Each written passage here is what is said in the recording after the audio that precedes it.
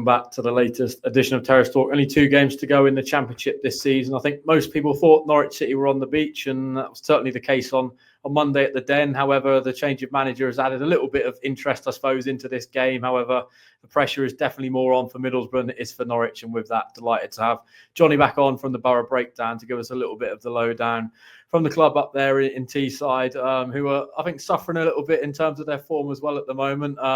Jonny, let's get straight into it. Obviously, great to have you back on the show. Let's look at the form over recent weeks. 3 defeats in your last 4. The win, obviously, coming against Plymouth in controversial fashion, I would say, with the penalty that has been shared around on social media, and whether it was or wasn't from a Plymouth perspective.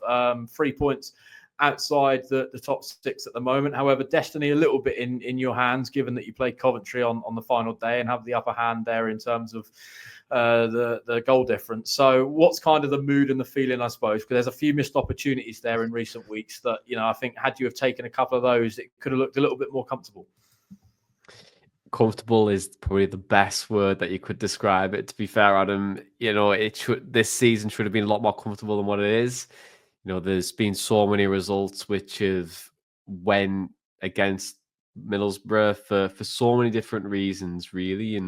Whether it's missed opportunities, whether it's injuries, whether it's just poor run of form or bad management during the game. And we find ourselves in a position where realistically we should have been comfortable in the playoffs. I think that's what the club set out to do this season.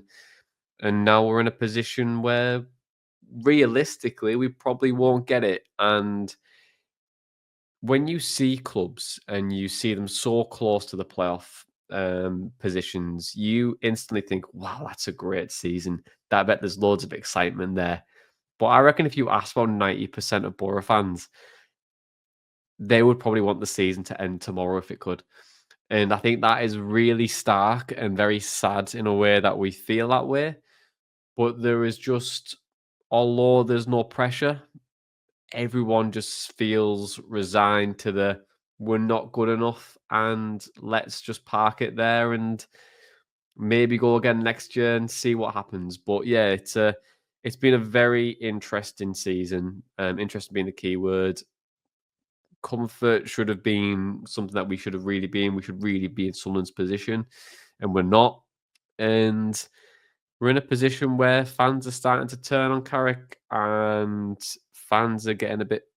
They are very frustrated to where we are, which is crazy, really. But this is currently where we're at, and it definitely feels like we're going to get a result either against Coventry or yourselves, but we're still going to miss out. And I think that's kind of where we're at. Yeah, certainly sort of similar flashbacks, I think, to this time last year when Norwich were in a similar boat, and you're kind of looking around at other results and the pressure's on. But given at the start of the season, I remember speaking to you sort of October time in the reverse game, it was very much top 6 has got to be the objective for this season. Like I heard Michael Carrick sort of in his press conference this afternoon saying it won't be a failure if you don't make top 6. But is that kind of the feeling from the fan base, given the kind of investment over recent years? Boro's investment's been good. It's been, very level. I would say for the most part, we've definitely sold a lot more than what we've brought in. And losing Lath in January, one of your top goal scorers, one of your big creative output players in terms of how you press and how you want to play against teams. So losing that is a big step. And then additionally to that as well, is it a failure? It is a failure. I think it doesn't matter how you dress it up for Middlesbrough. You've got to find what's good enough. And good enough, really, for Middlesbrough this year was playoffs, really. And that's the standard that the club has set themselves on over the last 2 or 3 years. Try and build. You were unlucky in that first year. You had a really good team. You were unlucky there. It fell on one of the hurdles. But next year, you're rebuilding. That's kind of your transition here. But the third year, it's kind of that goal. You've got to really start to aim for it. But look, we've lost players, been injured. And I can understand why Michael Carrick is saying that in a sense that it's not really a failure. Maybe try and take the pressure off. But good enough for Boro had to be playoffs this year. And if it's not, then it is a failure. Even if you finish 7th, it's still like you threw a lot of games away. The 17 defeats that we've had this season, a lot of them we've been in really solid positions and we threw them away during that game as well. We're very good in terms of the preparation work, how we're starting things out. But it's that in-game, that difference there, that is the reason why Boro are in the position that they're in. And yeah, it's a difficult moment, but I think I probably disagree with Michael there. I think that it is a failure if we don't make it. Yeah, you mentioned sort of the frustrations starting to grow a little bit in the fan base. I suppose if you do miss out on top six this season, where does Michael Carrick stand amongst the fans? Is he someone to take you forward into next season, or do you think fans will maybe be demanding a change come the summer? Look, a lot of people are starting to look at that potential change in the summer, to be honest. You thought after the Watford game, you were thinking, oh, God, I can't see him coming back from that. And we stuck with him to the end of the season. It's definitely the right thing to do. We're looking at the market in itself, and there was no one really that you fancied bringing in. And I'm on a fence of, if there's no one around who we think that is a better fit, then it's pointless getting rid, because Carrick's done enough. He's got 40+% win rate. He's done so for the last 3 seasons. It's good enough. It'll get you to where you want to get to. If you give him the right squad and keep building on what the team is, then you'll get to where you want to get to. I think in Carrick's defence, and maybe as fans, we don't really see it as much, but Middlesbrough have a really good ceiling in terms of potential players. The likes of Hackney, Tommy Conway, Aidan Morris, some really good players in there. But then you're also pairing it with players who are probably lower Championship League One quality. And then when you've got that, your results do fluctuate. So in a way, you've got to try and raise that bar in the summer. If you want to do that, I think that maybe Carrick is still the right person. We would have to recruit really well in that summer to try and get rid of the mess. But a lot of those players are leaving in the summer, so I think that opens the door for it. So, but yeah, if you ask the fan base, I would say a lot of people are wanting Carrick out now. But I think if you look at the context around it all, then maybe there's a good argument for him to stay for next season. Yeah, the data around Middlesbrough is quite interesting from an attacking perspective. Obviously, much like Norwich this season, scored a lot of goals defensively. On the other hand, conceded quite a few. But interestingly, much like Norwich, I suppose, you kind of conceded a lot of goals late on in games and lost games where maybe you've been leading and those points dropped from winning positions. Does that come down to a mindset, point fragility within the squad? How do you sort of, I suppose, address that situation maybe moving into next season? Yeah, it's definitely fragility because you're throwing games away. I think it comes really from an adaptability, I would say. If you look at Middlesbrough squad, you've got a team really who is very samey, and you've got a very similar profile. So when you do try and change in game, you don't really have many options to do it. And that in itself is a squad build situation that I think we need to improve on. For next year, I would love us to try and get more direct wingers into play, so it allows people to change things up if we need to, because we don't really have that. But I think wingers are going to be a big thing next year. But for right now, that fragility is there. The adaptability is not there as well, and I think that accumulates over time. Because I said earlier, like prepping that game and how we start for the most part is really good. Like we're able to really start game, but as soon as things start to go a little bit sideways, the team just falls, and that's a big problem, right? Especially if you want to get into the playoffs or even those promotion places. But I feel like you guys have been the same this season. I think you've seen some very similar results. That fragility's there. Teams know when to attack you, and when they do, things fall apart. And you see it. Well, I think you've seen it in the game we played each other when it was 3-3, right? And you were the better side, then we somehow got 3-1 up, and then we just completely fell apart. And it was like just the tale of both teams in that one game. So it's going to be very interesting, I would say, on Saturday. Who's going to fall first, and see what happens there. Yeah, you mentioned that reverse game. I mean, what a bonkers game of football that was from the neutral.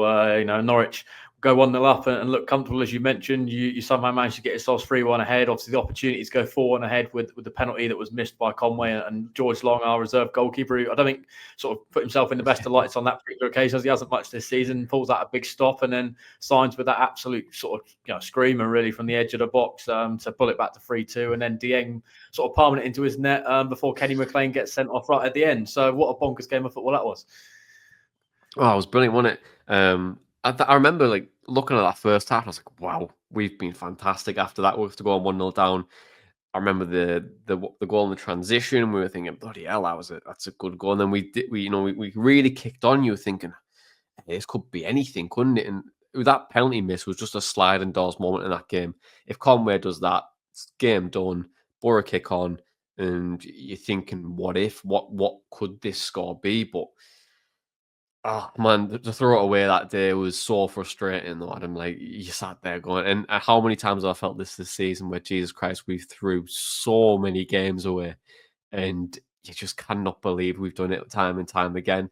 But again, it comes back down to that fragility, adaptability stuff, and it's that frustration that you feel, isn't it? So as fans, mate, I fear for the pair of us this year. You know, we've got teams who score goals for fun. We've got players who are in the top end of the goal scoring charts, got quality players, but we're both nowhere near it. And that is just really frustrating for the pair of us. Yeah, you're not wrong. Yeah, certainly in terms of points thrown away, I think Norwich topped that list. I'd imagine Middlesbrough might be in the second sort of place, given the amount of points thrown away over winning positions this season. The connections between the two clubs, there's obviously the one key pillar that I asked you about last time in Jonny Howson. Recently made his 750th league appearance. Obviously a bit of a legend down these parts.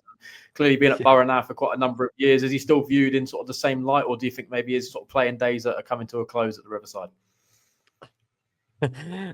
He's playing centre back at the minute because we don't have any centre back pairings because everyone's been injured for a while. Look, brutal honesty, I know a lot of Boro fans really like Jonny Howson, and he's been a great servant, but the time is finished. Like, we have to move on from Howson in the summer. We have to do it, and it's not a bad thing, but it's just like when you look at if he's playing midfield, he's getting exposed, and when people get him behind him, he's getting exposed again. But look, that's not a bad thing. It's just a part of his career that he's getting towards. Fans really like him, of course, and you know he's always well thought of. But for me, yeah, if you want to try and get promotion, you've got to look past him now and try and bring more quality in and see where he ends up. You know, I don't know in terms of contracts what we're going to offer him. I know he's on a 1-year rolling and how we want to feel about that, but yeah. He's very well thought of. Everyone, he'll always get that standing ovation across the whole stadium, probably on Saturday. But yeah, it's time for us to move on, unfortunately, for him. Yeah, we mentioned key attacking quality players. I mean, if you had to pick a couple of players, I suppose, to watch from a Norwich perspective for Saturday's game in the Middlesbrough camp, who would it be? Obviously, Finn Azaz is probably one in terms of his numbers and goal contributions this season. Conway, you mentioned, obviously attacking quality. Ben Doak, I know, is out through injury, but he gave Norwich a torrid time at Carrow Road. So if you had to pick a couple of players, who would you go for? One player, everything goes through him. If you watch Middlesbrough over quite a few games, how we play from the back, how we play, and how he drives us forwards. Hayden Hackne, he is Boro's star. He is. If you stop Hackney playing, you stop Middlesbrough playing, and he's a player who is top of the charts for ball progression. Gets Middlesbrough up the pitch. He's really good in tight areas, and he's the key to everything. Really, Boro try and play through him as much as they possibly can. And although Finn Azaz will get a lot of the appreciation because of his numbers have been excellent this year. 23 goal contributions, which is not bad for a 1.5 to £2 million signing. So, but yeah, Hayden Hackney is just the player that makes it all click. And unfortunately, it's probably the last two games we'll see in a Boro shirt because he'll probably move in the summer. But yeah, he's the one player I think you just need to keep an eye on for the entire game. And once you nullify him, then it's job done. Yeah, given our sort of defensive problems, I'd imagine they'll get a few opportunities on Saturday to score. Obviously, there is the intriguing dynamic that I sort of mentioned at the top, and we spoke a little bit off camera about Norwich deciding to change head coach this week. Obviously, sacking Johannes off Torp, Jack Wilshshire in interim charge for the two games. We're yet to really get the picture of who it's going to be taking over from him moving into the summer. But does that change the game and maybe the mood amongst Boro fans? Obviously, Norwich at the time and their form under Torp was dipping drastically. You always get that sort of new manager bounce. Say, no, I know, Wilshire not in a permanent position. But does that maybe add a little bit to this game that you sort of, I suppose, didn't expect, given the Norwich's form under Torp was dipping? Yeah, it definitely does, doesn't it? It always adds a bit of flavour to the game. One part of me really thinks, how the hell are Jack Wilshshire and Michael Carrick still managers? Well, not still, but how are they managers? What? They should be players for me. Growing up and watching them both, and you're thinking, it's still a bit odd. It's like Football Manager, isn't it? Regen managers and stuff like that. But it's going to add something different. Whether Jack has a lot of time to simplify. I think that's what probably tends to happen. I think when interim managers come in, everything's simplified. Players give it more freedom. You tend to see a better result, and it tends to balance out. But look, it's a game where Boro have to win, and Norwich have a great opportunity to spoil the party, or alternatively put Middlesbrough Boro fans out the misery and let the season finish. So it will add something a bit different. But like you said there, I don't know how much time Jack's going to have on the training ground to actually make something work. Yeah, it'll be intriguing to see the setup on Saturday. Obviously, clearly he'll have the opportunity to pick a team and which players will step up for him. Looking forward to seeing that when it drops. Before we talk a little bit more about the game and how you see it unfolding, do you have any key injuries, suspensions heading into this game? I know, as I mentioned, Doak out for the season, but is there anybody else that you expect to miss this clash? It's funny, actually, because all of our injured players are starting to come back, but they won't make it. So there's no fresh injury concerns for the game. If I'm going to pick a side for Boro, it'd be Travers in goal.